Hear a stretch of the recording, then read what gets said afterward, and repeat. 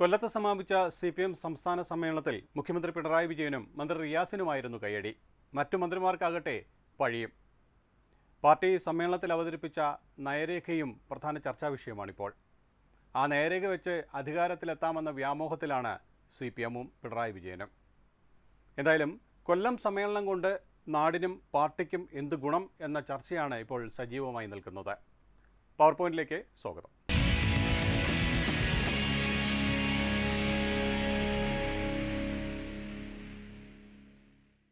ഈ വിഷയത്തിൽ യൂത്ത് കോൺഗ്രസ് നേതാവ് ശ്രീ നേമം ഷജീർ, ഇടതു നേതാവ് അഡ്വക്കേറ്റ് സതീഷ് വസന്ത്, യുവമോർച്ച നേതാവ് ശ്രീ കിരൺ എന്നിവർ ചേരുന്നു. മൂന്നുപേർക്കും പവർ പോയിന്റിലേക്ക് സ്വാഗതം.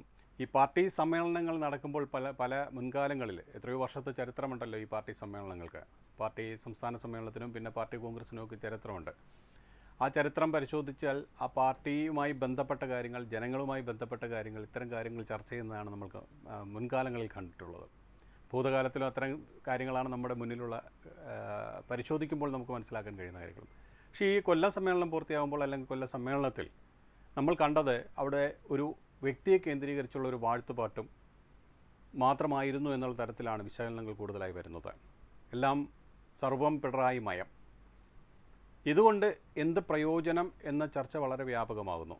പക്ഷേ ഇപ്പോൾ പാർട്ടിയെ സംബന്ധിച്ചാണെങ്കിൽ അവർക്ക് ഈ അധികാരം മാത്രമാണ് ലക്ഷ്യം എന്ന തരത്തിലാണ് ഇപ്പോൾ മുന്നോട്ട് പോകുന്നത്. മുൻകാലങ്ങളിൽ അങ്ങനെ ആയിരുന്നില്ല.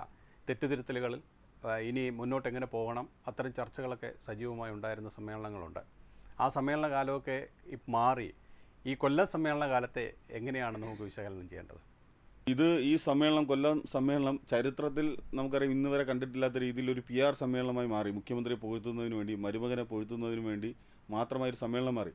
ഇപ്പോൾ ഈ കമ്മ്യൂണിസ്റ്റ് കാഡേഴ്സ് എന്ന് പറയുന്ന സംവിധാനം CPMൽ നഷ്ടപ്പെട്ടു. ഇപ്പോൾ ഇതൊരു കുത്തക കമ്പനിയാണ്. അതിൻ്റെ MD ആയിട്ട് പിണറായി വിജയനും CEO ആയിട്ട് റിയാസിനെയും കണ്ടാൽ മതി. അപ്പം പിണറായിയും റിയാസും പറയുന്നതിനനുസരിച്ച് ജോലി ചെയ്യുന്ന പിന്നെ ശമ്പളക്കാരാണ് ഇതിനകത്തുള്ള ഈ പറയുന്ന റെപ്രസെൻറ്റേറ്റീവ്സ് എന്ന് കണ്ടാൽ മതി. ഇപ്പോൾ ഇവിടെ ഏറ്റവും പ്രധാനപ്പെട്ട ചർച്ചയാവുന്ന നവഫാസിസത്തെക്കുറിച്ചാണ്. RSS അല്ലെങ്കിൽ രാജ്യം ഭരിക്കുന്ന പാർട്ടി ഫാസിസ്റ്റ് അല്ല എന്നുള്ള ഒരു കാഴ്ചപ്പാടാണ് കേരളത്തിലെ CPM മുന്നോട്ട് വയ്ക്കുന്നത്.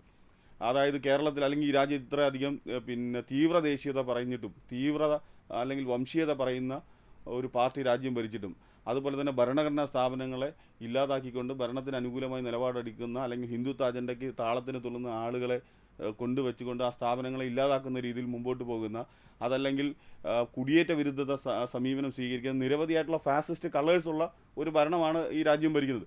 അവരെ ഫാസിസ്റ്റായിട്ട് പോലും തിരിച്ചറിയാൻ കഴിയുന്നില്ല എന്ന് പറഞ്ഞാൽ ഇവർ കമ്മ്യൂണിസ്റ്റ് അല്ലാതായി അല്ലെങ്കിൽ കമ്മ്യൂണിസം മറന്നുപോയി എന്നുള്ളതല്ലേ നമുക്ക് മനസ്സിലാക്കാൻ കഴിയുന്നത്. ഈ സമ്മേളനം നടക്കുന്ന സമയത്ത് കേരളത്തിലെ സെക്രട്ടേറിയറ്റിന് മുന്നിൽ തൊഴിലാളി സമരം നടക്കുകയാണ്. നമുക്കറിയാം ഇവിടെ 242 രൂപ നേരത്തെ സംസ്ഥാന പ്രസിഡന്റ് രാഹുൽ മാങ്കൂട്ടത്തിൽ പറഞ്ഞതുപോലെ അവരെ കൈയടിക്കുന്നതിന് പോലും മിനിമം വേജസ് കൊടുക്കേണ്ട ഒരു കാലഘട്ടമാണ്. 242 രൂപ കൊടുത്തിട്ടുണ്ട്. കേരളത്തിലെ മുഴുവൻ പണികളും ചെയ്യിപ്പിച്ചിട്ട് ഇവരെ സമ്മേളനത്തിന് മുഖ്യമന്ത്രിക്ക് വേണ്ടി കൈയടിപ്പിക്കുന്നവരായി ഇവരെ മാറ്റി എന്നുള്ളതാണ് വലിയ ആക്ഷേപമായി പറയുന്നത്. അപ്പോൾ 1000 രൂപ ഒന്ന് കൂട്ടിത്തരണേ എന്ന് ആവശ്യപ്പെട്ടുകൊണ്ട് കേരളത്തിലെ ഏറ്റവും അടിസ്ഥാന വർഗവും അടിസ്ഥാന ജനവിഭാഗവും സമരം നടത്തുമ്പോഴാണ് ഈ സമ്മേളനം നടക്കുന്നത് എന്നുള്ളതാണ് ഏറ്റവും പ്രധാനപ്പെട്ട കാര്യം. ഇവിടെ എങ്ങനെയാണ് ഇപ്പം മൂന്നാമതും അധികാരത്തിൽ വരാൻ പറ്റുമെന്ന് എങ്ങനെയാണ് CPMന് ആത്മവിശ്വാസത്തോടു കൂടി പറയാൻ കഴിയുന്നത്? ഞാൻ ഏറ്റവും മിനിമം ഒരു ഉദാഹരണം പറയാം. ഇതുപോലെ ഈ സമ്മേളനം നടക്കുന്ന കാലഘട്ടം എന്ന് പറയുന്നത് കേരളം വിറങ്ങലിച്ച് നിൽക്കുന്ന ഒരു കാലഘട്ടമാണ്. ഇവിടുത്തെ പോലീസ് സംവിധാനം, ഭരണകൂടം മുഴുവൻ തകർച്ചയിലല്ലേ. ഇപ്പം ഈ ലഹരിയുമായി ബന്ധപ്പെട്ട നിരവധി വിഷയങ്ങൾ നടക്കുമ്പോൾ കേരളത്തിലെ CPMഉം സർക്കാരും പറയുന്നത് ഒരുമിച്ച് നമ്മളതിനെ പോരാടണം, ചെറുത്ത് നിൽക്കണം, സർക്കാരിനെ കുറ്റം പറയാൻ പാടില്ല എന്നാണ് പറയുന്നത്. അങ്ങനെ സർക്കാരിനെ കുറ്റം പറയാതെ നമുക്ക് മുമ്പോട്ട് പോകാൻ കഴിയുമോ? ഇവിടെ ചെന്താമര എന്ന് പറയുന്ന ഒരു കൊലയാളി ജാമ്യത്തിൽ ഇറങ്ങിയിട്ടാണ് പാലക്കാട് 2 പേരെ കൊലപ്പെടുത്തുന്നത്. അപ്പോൾ കൊലപ്പെടുത്തുന്നതിന് മുമ്പ് തന്നെ അദ്ദേഹം ആ സ്ഥലത്ത് പോകാൻ പാടില്ല എന്ന കോടതി ഉത്തരവുണ്ട്. അവിടുത്തെ പോലീസ് നിഷ്ക്രിയമായി നിന്നതിൻ്റെ പേരിലാണ് 2 പേരുടെ ജീവൻ അവിടെ പോയത്. പ്രതിപക്ഷ നേതാവിൻ്റെ അസംബ്ലിയിൽ പറവൂരിൽ 4 പേരാണ് ലഹരിക്ക് അടിമപ്പെട്ട് ഋതു എന്ന് പറയുന്ന ഒരു കൊലയാളി അടിച്ചു കൊന്നത്. ഈ അല്ലെങ്കിൽ കൊലക്കിരയായ ആളുകൾ 4 തവണ പോലീസ് സ്റ്റേഷനിൽ പരാതി കൊടുത്തു. വധഭീഷണിയുണ്ട്, ഇതൊരു സാമൂഹ്യ വിരുദ്ധനാണ്, നടപടി സ്വീകരിക്കണമെന്ന് പറഞ്ഞു. പോലീസ് ഒരു തവണയെങ്കിലും നടപടി സ്വീകരിച്ചിരുന്നുവെങ്കിൽ ആ 4 പേരുടെ ജീവൻ രക്ഷിക്കാമായിരുന്നു. കഴിഞ്ഞ ദിവസം വെഞ്ഞാറമൂട് അഫാൻ എന്ന് പറയുന്ന ഒരു ചെറുപ്പക്കാരൻ രാവിലെ മുതൽ വൈകുന്നേരം വരെ ആളുകളെ കൊലപ്പെടുത്തുകയാണ്. ആരെയാണ് കൊല്ലുന്നത്? സ്വന്തം അച്ഛൻ്റെ അമ്മയെ കൊല്ലുന്നു, അമ്മയെ തലക്കടിക്കുന്നു, അച്ഛൻ്റെ ജ്യേഷ്ഠനെ കൊല്ലുന്നു, സ്വന്തം അനുജനെ പോലും ക്രൂരമായി കൊല്ലുന്ന ഒരാൾ. അവസാനം കൊല ചെയ്ത് തളർന്ന അവശനായി പോലീസ് സ്റ്റേഷനിൽ ചെന്ന് വൈകുന്നേരം പറഞ്ഞപ്പോഴാണ് കൊലപാതകം നടന്ന കാര്യം പോലും പോലീസ് അറിയുന്നത്. അപ്പോൾ പോലീസിൻ്റെ ഇൻ്റലിജൻസ് വീഴ്ച, സർക്കാരിൻ്റെ വീഴ്ച, പോലീസിൻ്റെ നിഷ്ക്രിയത്വം, കുറ്റകൃത്യങ്ങളെ തടയാൻ കഴിയാത്ത രീതിയിൽ കേരളം മുമ്പോട്ട് പോകുന്നു. കേരളത്തിലെ എല്ലാ സാധാരണക്കാരും വിറങ്ങലിച്ച് വീട്ടിലിരിക്കുകയല്ലേ. ഇപ്പോൾ അമ്മമാരാണെങ്കിലും അതുപോലെ തന്നെ വയസ്സായ ആളുകളും ഏത് നിമിഷം വേണമെങ്കിലും ഏതെങ്കിലും ഒരു ലഹരിക്ക് അടിമപ്പെട്ട ഒരാൾ വടിവാളുമായി കടന്നു വന്ന് നമ്മളെ കൊല്ലുമെന്നുള്ള ഭയത്തോടു കൂടി ഓരോ മനുഷ്യരും ജീവിക്കുന്ന കാലഘട്ടമാണ്. ഇപ്പോൾ വേറൊരു രാജ്യത്ത് പോലും ജനാധിപത്യമായി പുരോഗതിയുള്ള ഒരു രാജ്യത്തും ഇങ്ങനെയല്ല, കേരളത്തിൽ മാത്രമാണ് ഈ അവസ്ഥ. ഇങ്ങനെ ഒരു അവസ്ഥയിൽ എങ്ങനെയാണ് ഈ സർക്കാരിന് ആളുകൾ മാൻഡേറ്റ് കൊടുക്കുന്നത്? കുറ്റകൃത്യം തടയാൻ കഴിയുന്നില്ല. ഇനി കുറ്റകൃത്യം നടത്തിയവരെ ആത്മവിശ്വാസത്തോടു കൂടി നമ്മൾ വണ്ടിപ്പെരിയാർ വിഷയത്തിൽ കണ്ടതാണ്. ഞാനാണ് പീഡിപ്പിച്ചത് എന്ന് പറഞ്ഞ കൊലയാളി പോലും തെരുവിലൂടെ വളരെ സ്വൈര്യമായി നടക്കുകയാണ്. ഒരാൾക്ക് പോലും ശിക്ഷ വാങ്ങിച്ചു കൊടുക്കുന്നില്ല. അങ്ങനെ കുറ്റകൃത്യം യഥേഷ്ടം നടക്കുന്നു. ഇപ്പോൾ ന്യായമായി സാധാരണക്കാർക്ക് വേണ്ടി സമരം ചെയ്യുന്നവരെ തലക്കടിക്കും, ചെടിച്ചട്ടി. ഈ പറഞ്ഞാൽ അവസാനിക്കത്തില്ല. ഒരു മണിക്കൂറോ 2 മണിക്കൂറോ ഈ വിഷയം പറഞ്ഞാൽ തീരില്ല എന്നുള്ള കാര്യം എനിക്കും ഷജീറിനും ഈ ചർച്ചയിൽ പങ്കെടുക്കുന്ന മറ്റതിഥികൾക്ക്, ഇത് കണ്ടുകൊണ്ടിരിക്കുന്ന പ്രേക്ഷകർക്കും കൃത്യമായി അറിയാം. പക്ഷേ ഇപ്പോഴും ഈ നിമിഷത്തിലും പിണറായി എന്ന ടാഗ് ലൈനിലൂടെ ഞങ്ങൾക്ക് വീണ്ടും എന്തൊക്കെയൊക്കെ ചെയ്യാൻ കഴിയുമെന്നുള്ള വിശ്വാസത്തിലാണ് ആ പാർട്ടി. ഞാൻ അതാണ് പറഞ്ഞത്, അതൊരു PR എക്സസൈസാണ്, പൊള്ളയായ സാധനമാണ്. ഞാൻ പറയുന്നത് ഇത്രയധികം ഈ പറഞ്ഞതുപോലെ ജോയിച്ചേട്ടൻ പറഞ്ഞതുപോലെ എണ്ണിയാൽ ഒടുങ്ങാത്ത വിഷയങ്ങൾ കേരളത്തിൽ നടക്കുന്നു. ഇപ്പോഴും സെക്രട്ടറിയുടെ മുന്നിൽ ഏറ്റവും പാവപ്പെട്ടവർ സമരം ചെയ്യുന്ന കാലഘട്ടത്തിലാണ്. അങ്ങനെ ജനവിരുദ്ധമായ ഒരു സമീപനം വെച്ച് പുലർത്തുമ്പോൾ എങ്ങനെയാണ് ആത്മവിശ്വാസത്തോടു കൂടി പറയാൻ കഴിയുന്നു എന്ന് ചോദിച്ചാൽ അതൊരു PR എക്സസൈസാണ്. അഡ്വക്കേറ്റ് സതീഷ് വസന്ത്, ഈ സ്റ്റാലിൻ്റെ മരണം വരെ സോവിയറ്റ് കമ്മ്യൂണിസ്റ്റ് പാർട്ടി വിശ്വസിച്ചു വരുന്നത് സ്റ്റാലിനാണ് ശരിയെന്നുള്ളതാണ്. പിന്നീട് അവർക്ക് മനസ്സിലായത് അതൊന്നും ശരിയല്ല എന്നുള്ളത്. പിന്നെ എന്താണ് ആ സോവിയറ്റ് കമ്മ്യൂണിസ്റ്റ് അതിലുണ്ടായ വീഴ്ച എന്നുള്ളതും പതനം എന്നുള്ളതും ഒക്കെ കൃത്യമായി അറിയാവുന്നതാണ്. ആ വഴിയിലൂടെയാണോ സഞ്ചരിക്കുന്നതെന്ന് ഈ സമ്മേളനമൊക്കെ കണ്ട് വിലയിരുത്തുന്ന ഒത്തിരി പേർ ചോദിക്കുന്നുണ്ട്. അല്ല, ജോയി എൻ്റെ സുഹൃത്ത് ഷജീറോട് പറഞ്ഞു കേട്ടു. ഇപ്പം അത് ജോയി അത് പറയാനായിട്ടു കാര്യം വേറൊന്നുമല്ല. മാൻഡേറ്റായിട്ട് കൊടുക്കുന്നത് പിണറായിയുടെ മരുമകനായ റിയാസിനൊന്ന്. അത് കഴിഞ്ഞാൽ ഒരു മന്ത്രിമാർക്ക് ഇവിടെ നിന്ന് താങ്കൾക്ക് ഇത് കിട്ടിയെന്ന് എനിക്ക് മനസ്സിലാവില്ല. ബഹുമാനപ്പെട്ട ഇന്ന് ഗോവിന്ദ മാസ്റ്റർ അവതരിപ്പിച്ച റിപ്പോർട്ടുമേൽ അവിടുത്തെ ബാലഗോപാൽ ധനകാര്യമന്ത്രി, അതുപോലെ തന്നെ ഫിഷറീസ് മന്ത്രി, അതുപോലെ തന്നെ ദേവസ്വം മന്ത്രി, അങ്ങനെ പേരെടുത്താണ് പറഞ്ഞിട്ടുള്ളത്. അല്ലാതെ റിയാസിന് മാത്രം ഇത് പറഞ്ഞിട്ടില്ല. റിയാസ് ഒരു മന്ത്രിയാണ്. പിണറായി വിജയൻ്റെ അദ്ദേഹത്തിൻ്റെ മരുമകൻ എന്നുള്ളത് രണ്ടാമത്തെ കാര്യം. അദ്ദേഹം DFIയുടെ സംസ്ഥാന പ്രസിഡൻ്റായിരുന്നു. അങ്ങനെ സംസ്ഥാന പ്രസിഡന്റ് യുവജനങ്ങൾക്ക് കൊടുക്കുന്നതിന് ആ മാൻഡേറ്റിൽ അദ്ദേഹത്തിന് കൊടുത്തു. അത് പിണറായി വിജയൻ്റെ സൗജന്യമൊന്നുമല്ല, അത് അദ്ദേഹത്തിന് കിട്ടേണ്ട അർഹതയുള്ളതെന്നാണ്. അപ്പം വീണ്ടും നിങ്ങൾ അതിലേക്ക് വെക്കുന്നത്. അദ്ദേഹം കൈകാര്യം ചെയ്യുന്ന 2 വകുപ്പുകളാണ്. ഒന്ന് ടൂറിസം വകുപ്പും ഒന്ന് പൊതുമരാമത്തും. 2 വകുപ്പും നല്ല സുന്ദരമായിട്ടല്ലേ പോകുന്നത്. അവിടെ എവിടെയെങ്കിലും ഒരു അഴിമതിയുണ്ടോ? ഏതെങ്കിലും സ്ഥലത്ത് നിങ്ങൾ അഴിമതി എന്ന് കാണിക്കാൻ പറ്റുമോ? നിങ്ങൾ പറഞ്ഞത് 100% കറക്റ്റാണ്. 3ാമത്തെ ടൈമും ശ്രീ പിണറായി വിജയൻ്റെ നേതൃത്വത്തിലുള്ള LDF സർക്കാർ അധികാരത്തിൽ വരും, അതിൽ സംശയമില്ല. അത് എല്ലാവരും പറയുന്നേ. അത് താഴത്തേക്ക് നിങ്ങൾ അല്ല നിങ്ങൾ അല്ല ഞാൻ പറയുന്നത് ഷജീർ ഞാൻ പറയുന്നത് ഇതൊരു PR വർക്കൊന്നും അല്ലാന്ന് ജനങ്ങളുടെ ഇടയിൽ സംസാരിക്കുന്നതെന്ന് ഞാൻ പറഞ്ഞിട്ട്. നിങ്ങളിപ്പോൾ ഒരു ആശാ വർക്കർമാരെ പറഞ്ഞല്ലോ, ഷജീർ പറഞ്ഞല്ലോ. ഉമ്മൻചാണ്ടി ഭരിക്കുമ്പോഴത്തേക്ക് 500 നിന്ന് 1000 രൂപ ആക്കാൻ വേണ്ടി 12 ദിവസം സമരം ചെയ്തിട്ടാണ് ഇവർ 1000 രൂപ ആക്കിയത്.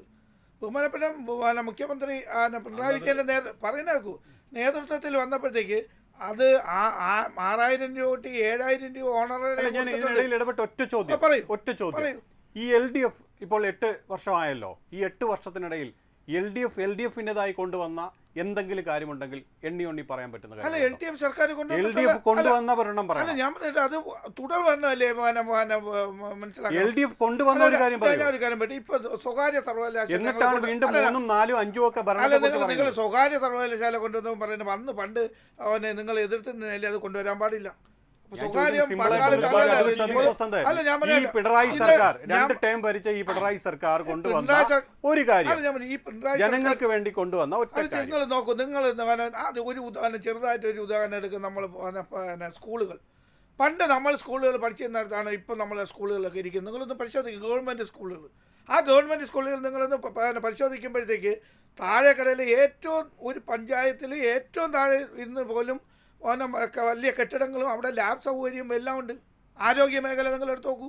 ആരോഗ്യ മേഖല എവിടെയാണ് നമ്മൾ കുത്തഴിഞ്ഞിട്ടുള്ളത് നോക്കൂ. ഏറ്റവും നല്ല ആരോഗ്യ മേഖലയിൽ വന്നിട്ടുള്ളത്. അല്ല, അതാണ് മരുന്നിട്ടില്ല. എവിടെ ഉണ്ട് ഷജീർ? നമ്മൾ ഇവിടെ സംസാരിക്കുമ്പോൾ തൊട്ടടുത്തുള്ള മെഡിക്കൽ കോളേജിൽ നിൽക്കട്ടെ, സൂപ്പർ സ്പെഷ്യാലിറ്റി ഹോസ്പിറ്റലിൽ എവിടെ വന്നിട്ടുള്ളത്? നിങ്ങളൊന്ന് മനസ്സിലാക്കും. അവിടെയൊക്കെ എന്ന് പറയുന്നത് അല്ല, അതും തുടർഭരണത്തിന്റെ ബാക്കി പത്രമാണ് സാർ.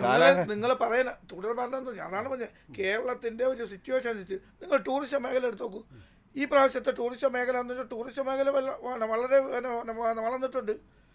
നിങ്ങൾ പൊതുമരാമത്ത് റോഡുകളായിരുന്നാലും അതുപോലെ തന്നെ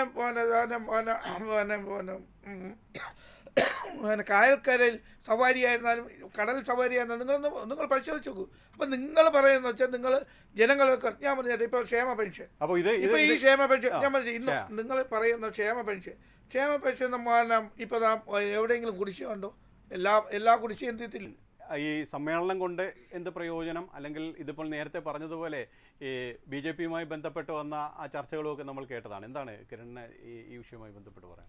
CPM-ന്റെ സമ്മേളനം കൊണ്ട് പ്രയോജനമില്ല എന്ന് കരുതുന്ന ഒരാളല്ല ഞാൻ. CPM-ന്റെ സമ്മേളനം കൊണ്ട് പ്രയോജനം ഉണ്ടാകുന്നത് കുറച്ച് പന്തൽ തൊഴിലാളികൾക്കും ആ ഇവന്റ് മാനേജ്മെന്റ് ഏൽപ്പിച്ചവർക്കും മാത്രമാണ്. അല്ലാതെ CPM-ന്റെ സംസ്ഥാന സമ്മേളനം കൊണ്ട് കേരളത്തിന് പ്രത്യേകിച്ച് ഒരു ഗുണം ഉണ്ടാകുന്നില്ല എന്ന് കരുതുന്ന ഒരാളാണ് ഞാൻ.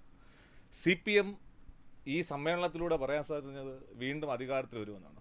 CPM എങ്ങനെ അധികാരത്തിൽ വരുമെന്നാണ് എൻ്റെ അടുത്ത് ചെയ്യുന്ന ഈ സതീഷ് ചേട്ടൻ പോലും ഉള്ളിൽ ചിരിച്ചുകൊണ്ടായിരിക്കും ചിലപ്പം പറഞ്ഞത് ഞങ്ങൾ വീണ്ടും അധികാരത്തിൽ വരുമെന്ന്. എങ്ങനെ അധികാരത്തിൽ വരാൻ സാധിക്കുക?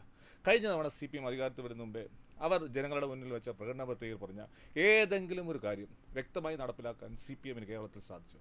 നേരത്തെ അവതാരകൻ ചോദിച്ചതുപോലെ CPM കേരളത്തിൽ നടപ്പിലാക്കുമെന്ന് പറഞ്ഞ അല്ലെങ്കിൽ ഇടതുപക്ഷ സർക്കാർ നടപ്പിലാക്കിയ അവരുടെ സ്വന്തം പദ്ധതി കഴിഞ്ഞ 9 വർഷത്തിനിടയിൽ അവർ നടത്തിയ കേരള ഗവൺമെൻറ്റിൻ്റെ പ്രോജക്റ്റ് എന്ന് പറയാൻ, ഞങ്ങളുടെ അഭിമാന പദ്ധതി എന്ന് ജനങ്ങളുടെ മുന്നിൽ അവതരിപ്പിക്കാൻ പറ്റിയ എന്തെങ്കിലും ഒരു പദ്ധതി കേരള ഗവൺമെൻറ് കാണിക്കാൻ സാധിക്കുമോ? കേരള ഗവൺമെൻറ് അധികാരത്തിൽ വരുന്ന സമയത്ത് അവർ പറഞ്ഞത് എന്താ? പെൻഷൻ എന്താക്കുക എന്ന് പറഞ്ഞത് 2500 രൂപ പെൻഷൻ ഉയർത്തുമെന്ന് പറഞ്ഞു.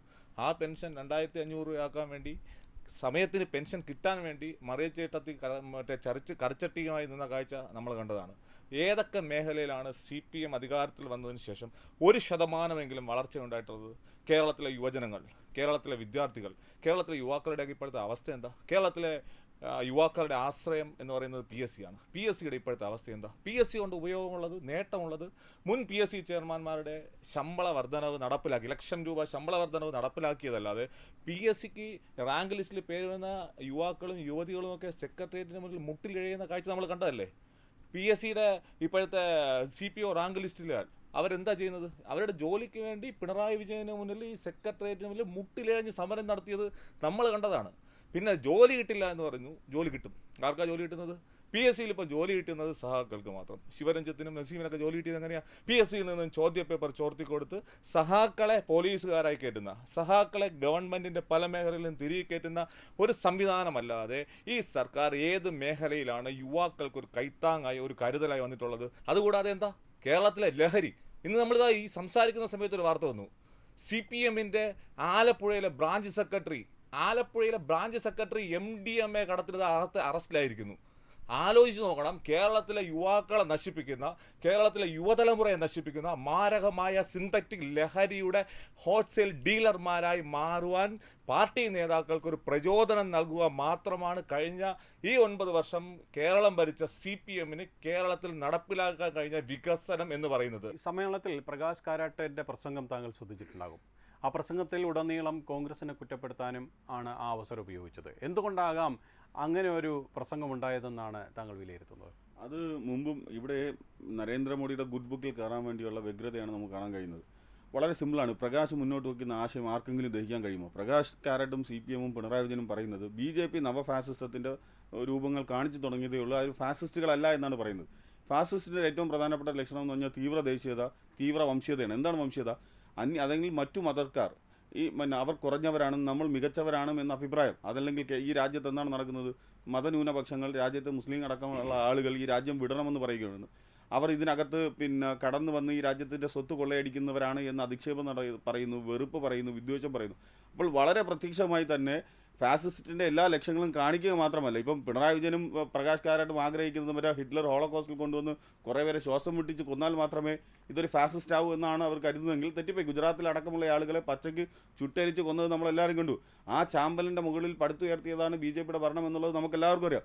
ഇത്രയധികം വിദ്വേഷം വെറുപ്പും പുലർത്തുന്ന, പൗരന്മാരെ രണ്ടായി തിരിക്കുന്ന, ഭരണഘടനാ സ്ഥാപനങ്ങളെ ഇല്ലാതാക്കുന്ന, ഈ രാജ്യത്തെ കുടിയേറ്റ വിരുദ്ധ സമീപനം സ്വീകരിക്കുന്ന, വ്യക്തി സ്വാതന്ത്ര്യങ്ങളെ ഹനിക്കുന്ന രീതിയിൽ ഒരു ഭരണകൂടം രാജ്യത്ത്, മതസ്ഥാപനങ്ങളെ നമുക്കറിയാം ബുൾഡോസ് ഉപയോഗിച്ചുകൊണ്ടാണ് പിന്നെ ഇല്ലാതാക്കിക്കൊണ്ട് മുമ്പോട്ട് പോകുന്നത്. അപ്പോൾ കൊച്ചു കുഞ്ഞിന് പോലും മനസ്സിലാക്കാൻ കഴിയുന്നത് ഈ രാജ്യത്തിൻ്റെ പൗരസ്വാതന്ത്ര്യത്തിൻ്റെ മേൽ, വ്യക്തി സ്വാതന്ത്ര്യത്തിൻ്റെ മേൽ ഭരണഘടന അല്ലെങ്കിൽ ഭരണകൂടം നിയന്ത്രണം ഏർപ്പെടുത്തുന്നത് എല്ലാവർക്കും മനസ്സിലാവുന്ന കാര്യമാണ്.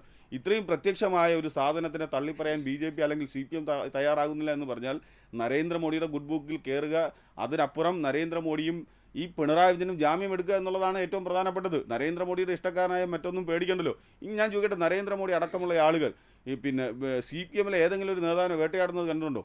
ഒരിക്കൽ പോലും BJPയെയും RSSനെയും തള്ളിപ്പറയാത്തവരാണ് കേരളത്തിലെ കമ്മ്യൂണിസ്റ്റുകാരെന്ന് ഇതിനകം തന്നെ മനസ്സിലാക്കിയിട്ടുണ്ട്. ഇപ്പോൾ പിണറായി വിജയൻ ഇന്ന് വരെ BJPയെ തള്ളിപ്പറ അല്ലെങ്കിൽ നരേന്ദ്രമോദിയെ വാ തുറന്ന് വിമർശിച്ചിട്ടില്ല, ഇന്ന് വരെ തള്ളിപ്പറഞ്ഞിട്ടില്ല. തിരിച്ച് നരേന്ദ്രമോദി ഒരു CPM നേതാക്കളെയും ജയിലിൽ അടച്ചിട്ടില്ല. നരേന്ദ്രമോദി രാഹുൽ ഗാന്ധിയെ വേട്ടയാടുന്നത് നമ്മൾ കണ്ടിട്ടുണ്ട്, സോണിയാഗാന്ധിയെ വേട്ടയാടുന്നത് കണ്ടിട്ടുണ്ട്, DK ശിവകുമാറിനെ വേട്ടയാടുന്നത് കണ്ടിട്ടുണ്ട്, ചിദംബരത്തിനെ വേട്ടയാടുന്നതും ജയിലിലടയ്ക്കുന്നതെല്ലാം നമ്മൾ കണ്ടിട്ടുണ്ട്. ഏതെങ്കിലും ഒരു CPM നേതാവിനെ വേട്ടയാടുന്നത് കണ്ടിട്ടുണ്ട്. കാരണം അവർ ഇതുവരെ CPM അവരെ ഫാസിസ്റ്റായിട്ട് കണ്ടിട്ടില്ല.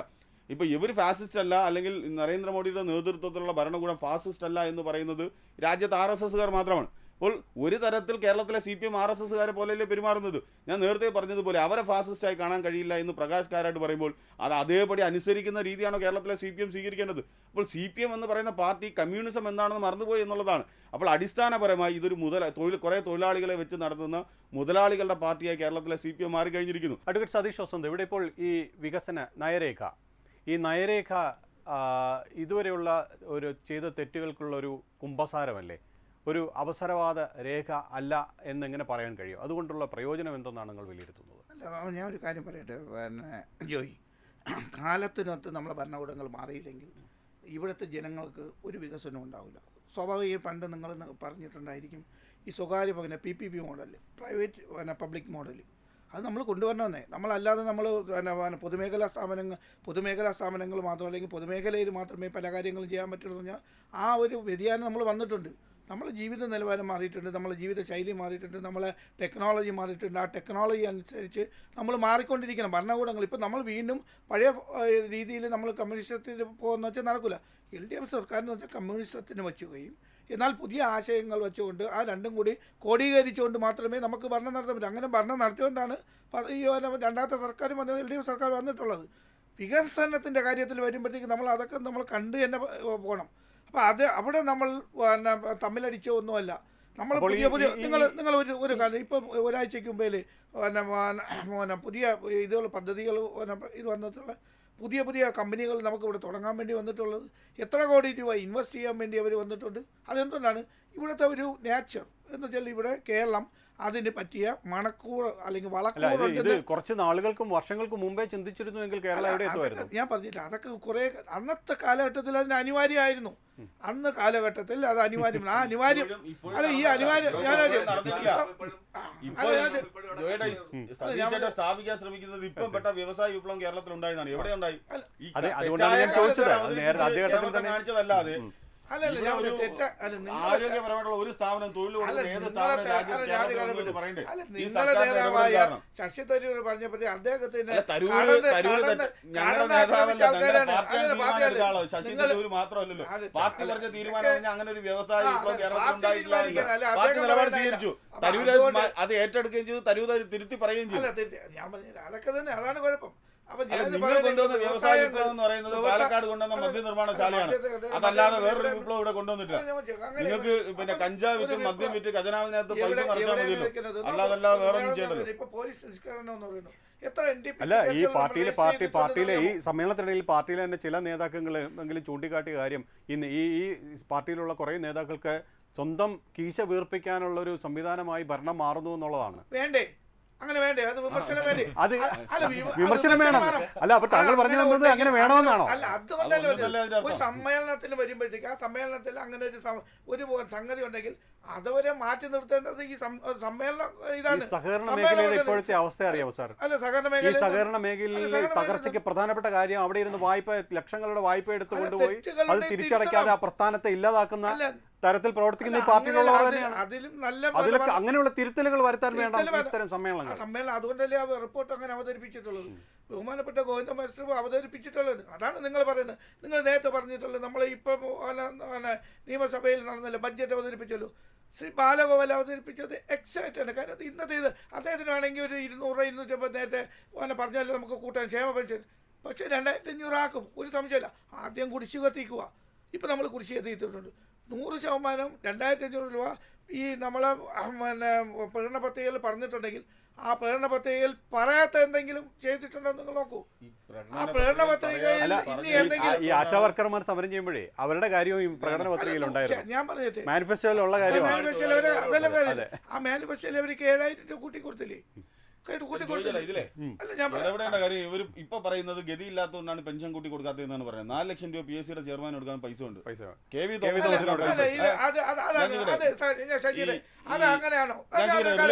കേരള ഫിനാൻഷ്യൽ കോർപ്പറേഷനിൽ തകർന്ന് തരിപ്പണമാകാൻ പോകുന്ന കമ്പനിയാണ് റിലയൻസ് എന്ന് പറഞ്ഞിട്ട് 80 കോടി രൂപ നിക്ഷേപിക്കാൻ പാടില്ല. അല്ല, PSC 21 മെമ്പർമാര് 8-ന്ന് 13-ന്ന് 21 ആക്കിയതാണ് നമ്മളാ. അധികാരത്തിലെത്തി അവരെ പിരിച്ചുവിടാൻ ഞങ്ങൾക്ക് തെറ്റാണെന്ന് തോന്നിയെങ്കിൽ അന്നത് ചെയ്യാത്ത എന്താ, ശരി ചെയ്യാത്ത എന്താണ്? അല്ല, ഞാൻ പറയാം, സെൻട്രൽ ജുഡീഷ്യൽ പേ കമ്മീഷൻ എന്നുള്ള സാധനമുണ്ട്. അതൊന്നും 2016 മുതൽ നടപ്പിലാക്കണമെന്ന് പറഞ്ഞിട്ടുണ്ട്. അത് നമ്മളൊന്നുമല്ല, ആ സെൻട്രൽ ഈ PSC UPSC ഒരാൾക്ക് മിനിമം 700 ഉണ്ട്. അതാണോ പ്രധാനം? അതല്ലാതെ നിങ്ങളുടെ ഉന്നത കുല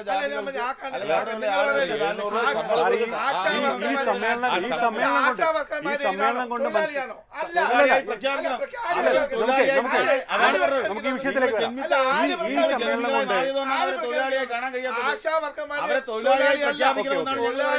അതൊരു വിഷയം പ്രത്യേകം ചർച്ച ചെയ്യുന്നത്. എല്ലാ പണിയും നമ്മുടെ വിഷയത്തിൽ വരുമ്പോൾ ഇപ്പോൾ ഈ വികസനം, വലിയ വികസനം വേണം എന്നൊക്കെയാണല്ലോ ഇപ്പോൾ ഈ ചർച്ചയിലൊക്കെ വന്നത്. മുഖ്യമന്ത്രി തന്നെ അവതരിപ്പിച്ച 41 പേജുള്ള ആ രേഖയിലും ആ പറയുന്ന കാര്യങ്ങളിലൊക്കെ അത്തരം കാര്യങ്ങളാണ് പറയുന്നത്. പക്ഷേ വികസനം സെസ്സിലൂടെ നടപ്പാക്കുമെന്നാണ് പറയുന്നത്.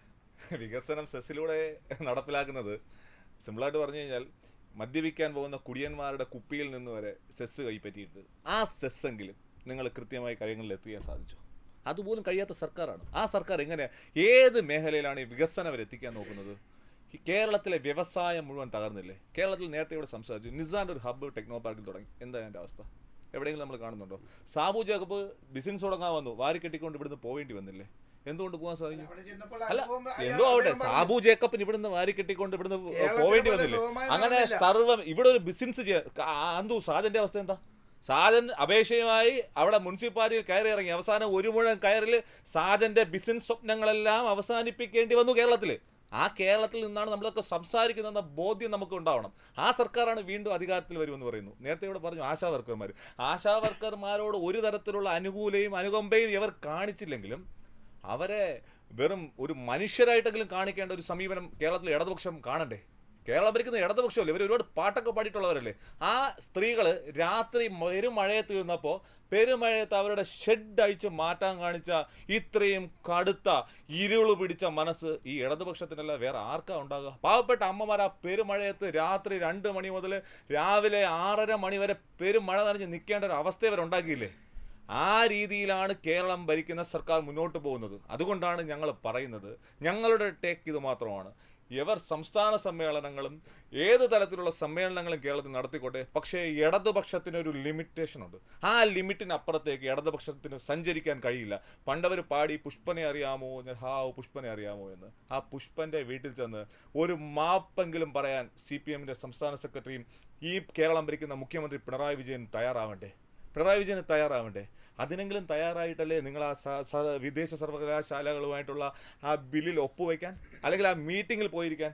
ഇത്രമാത്രം ധാർമ്മിക ചുരി സംഭവിച്ച ഒരു രാഷ്ട്രീയ പ്രസ്ഥാനമായി കേരളത്തിലെ CPM മാറിയത് കൊണ്ടാണ് ഞങ്ങൾ പറയുന്നു, ഒരു കാരണവശാലും കേരളത്തിൽ ഇടതുപക്ഷം അധികാരത്തിൽ വരില്ല. കേരളത്തിലെ ജനങ്ങൾക്ക് വികസനമാണ് ആവശ്യമെങ്കിൽ കേരളത്തിലെ സാധാരണക്കാർക്ക് സൗജന്യമായി വെള്ളം കൊടുത്ത, സൗജന്യമായി കറണ്ട് കൊടുത്ത, സൗജന്യമായി ഇപ്പോഴും ഓരോ റേഷൻ കാർഡിലും 5 കിലോ വെച്ച് അരി സൗജന്യമായി കൊടുക്കുന്ന വികസന ഭാരതം സ്വപ്നം കാണുന്ന നരേന്ദ്രമോദി സർക്കാർ സ്വപ്നം കാണുന്ന ആ വികസനം കേരളത്തിൽ നടപ്പിലാകും.